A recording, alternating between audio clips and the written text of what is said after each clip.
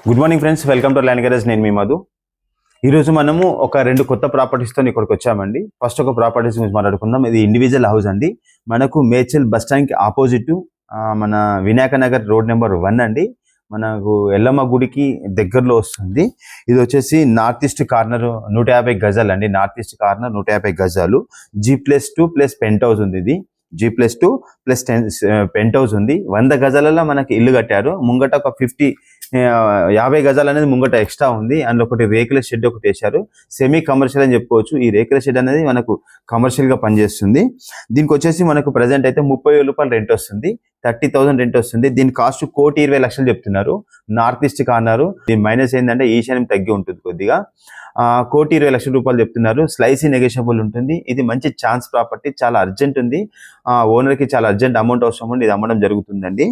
ఈ ప్రాపర్టీ, ఇలాంటి ప్రాపర్టీ ఏదైనా కావాలనుకుంటే మాత్రం ఖచ్చితంగా నెంబర్ ఫోన్ చేయండి. మళ్ళీ ఒకసారి చెప్తాను చూడండి.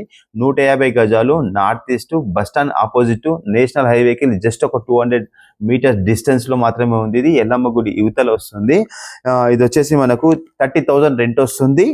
1,20,00,000 చెప్తారు. స్లైసీ నెగోషియబుల్ ఉంటుంది. చూడండి, ఇలాంటి ప్రాపర్టీ కావాలనుకుంటే మాత్రం మళ్ళీ ఫోన్ చేయండి. Thank you. నమస్తే, బాయ్.